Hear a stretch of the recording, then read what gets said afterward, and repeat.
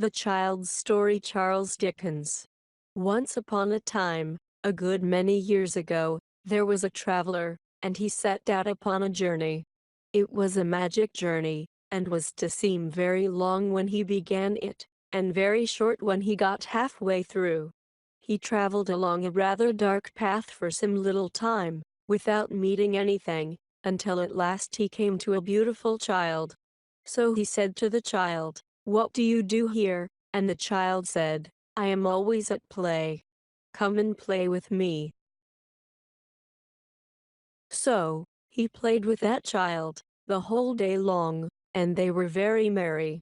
The sky was so blue, the sun was so bright, the water was so sparkling, the leaves were so green, the flowers were so lovely, and they heard such singing birds and saw so many butterflies, that everything was beautiful. This was in fine weather. When it rained, they loved to watch the falling drops, and to smell the fresh scents. When it blew, it was delightful to listen to the wind, and fancy what it said, as it came rushing from its home. Where was that, they wondered, whistling and howling, driving the clouds before it, bending the trees, rumbling in the chimneys, shaking the house, and making the sea roar in fury. But, when it snowed, that was best of all, for they liked nothing so well as to look up at the white flakes falling fast and thick, like down from the breasts of millions of white birds, and to see how smooth and deep the drift was, and to listen to the hush upon the paths and roads. They had plenty of the finest toys in the world, and the most astonishing picture books, all about scimitars and slippers and turbans, and dwarfs and giants and genii and fairies, and bluebeards and beanstalks and riches and caverns and forests and valentines and orsons, and all new and all true. But, one day, of a sudden, the traveler lost at the child. He called to him over and over again, but got no answer. So, he went upon his road, and went on for a little while without meeting anything, until at last he came to a handsome boy. So, he said to the boy, "What do you do here?" And the boy said, "I am always learning. Come and learn with me." So he learned with that boy about Jupiter and Juno, and the Greeks and the Romans, and I don't know what, and learned more than I could tell, or he either, for he soon forgot a great deal of it. But, they were not always learning, they had the merriest games that ever were played. They rode upon the river in summer, and skated on the ice in winter. They were active afoot, and active on horseback, at cricket, and all games at ball, at prisoner's base, hare and hounds, follow my leader, and more sports than I can think of. Nobody could beat them. They had holidays too, and 12th cakes, and parties where they danced till midnight, and real theaters where they saw palaces of real gold and silver rise out of the real earth, and saw all the wonders of the world at once. As to friends, they had such dear friends and so many of them, that I want the time to reckon them up. They were all young, like the handsome boy, and were never to be strange to one another all their lives through. Still, one day, in the midst of all these pleasures, the traveler lost the boy as he had lost the child, and, after calling to him in vain, went on upon his journey. So he went on for a little while without seeing anything, until at last he came to a young man. So, he said to the young man, "What do you do here?" And the young man said, "I am always in love. Come and love with me." So, he went away with the young man, and presently they came to one of the prettiest girls that ever was seen, just like Fanny in the corner there, and she had eyes like Fanny, and hair like Fanny, and dimples like Fanny's, and she laughed and colored just as Fanny does while I am talking about her. So, the young man fell in love directly, just as somebody I won't mention, the first time he came here, did with Fanny. Well, he was teased sometimes, just as somebody used to be by Fanny, and they quarreled sometimes, just as somebody and Fanny used to quarrel, and they made it up, and sat in the dark, and wrote letters every day, and never were happy asunder, and were always looking out for one another and pretending not to, and were engaged at Christmas time, and sat close to one another by the fire, and were going to be married very soon, all exactly like somebody I won't mention, and Fanny.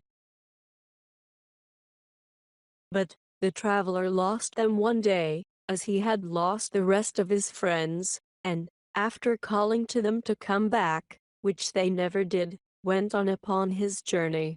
So, he went on for a little while without seeing anything, until at last he came to a middle-aged gentleman. So, he said to the gentleman, "What are you doing here?" And his answer was, "I am always busy. Come and be busy with me." So, he began to be very busy with that gentleman, and they went on through the wood together. The whole journey was through a wood, only it had been open and green at first, like a wood in spring, and now began to be thick and dark, like a wood in summer. Some of the little trees that had come out earliest were even turning brown. The gentleman was not alone, but had a lady of about the same age with him, who was his wife, and they had children, who were with them too. So, they all went on together through the wood, cutting down the trees, and making a path through the branches and the fallen leaves, and carrying burdens, and working hard. Sometimes, they came to a long green avenue that opened into deeper woods.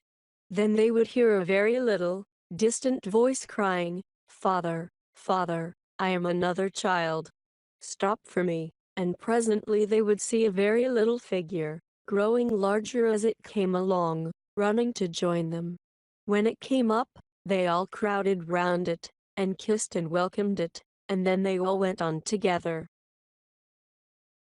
Sometimes, they came to several avenues at once, and then they all stood still, and one of the children said, "Father, I am going to sea," and another said, "Father, I am going to India," and another, "Father, I am going to seek my fortune where I can," and another, "Father, I am going to heaven." So, with many tears at parting, they went, solitary, down those avenues, each child upon its way, and the child who went to heaven rose into the golden air and vanished. Whenever these partings happened, the traveler looked at the gentleman, and saw him glance up at the sky above the trees, where the day was beginning to decline, and the sunset to come on. He saw, too, that his hair was turning gray. But they never could rest long, for they had their journey to perform, and it was necessary for them to be always busy. At last, there had been so many partings that there were no children left, and only the traveler, the gentleman, and the lady, went upon their way in company. And now the wood was yellow, and now brown, and the leaves, even of the forest trees, began to fall. So, they came to an avenue that was darker than the rest, and were pressing forward on their journey without looking down it when the lady stopped. "My husband," said the lady. "I am called." They listened, and they heard a voice a long way down the avenue say, "Mother, mother." It was the voice of the first child who had said, "I am going to heaven," and the father said, "I pray not yet. The sunset is very near. I pray not yet." But the voice cried, "Mother, mother," without minding him, though his hair was now quite white, and tears were on his face. Then, the mother, who was already drawn into the shade of the dark avenue and moving away with her arms still round his neck, kissed him, and said, "My dearest, I am summoned, and I go," and she was gone. And the traveler and he were left alone together. And they went on and on together, until they came to very near the end of the wood, so near, that they could see the sunset shining red before them through the trees. Yet, once more, while he broke his way among the branches, the traveler lost his friend. He called and called, but there was no reply, And when he passed out of the wood, and saw the peaceful sun going down upon a wide purple prospect, he came to an old man sitting on a fallen tree. So, he said to the old man, "What do you do here?" And the old man said with a calm smile, "I am always remembering. Come and remember with me." So the traveler sat down by the side of that old man, face to face with a serene sunset, and all his friends came softly back and stood around him. The beautiful child, the handsome boy, the young man in love, the father, mother, and children, every one of them was there, and he had lost nothing. So, he loved them all, and was kind and forbearing with them all, and was always pleased to watch them all, and they all honored and loved him. And I think the traveler must be yourself, dear grandfather, because this what you do to us, and what we do to you.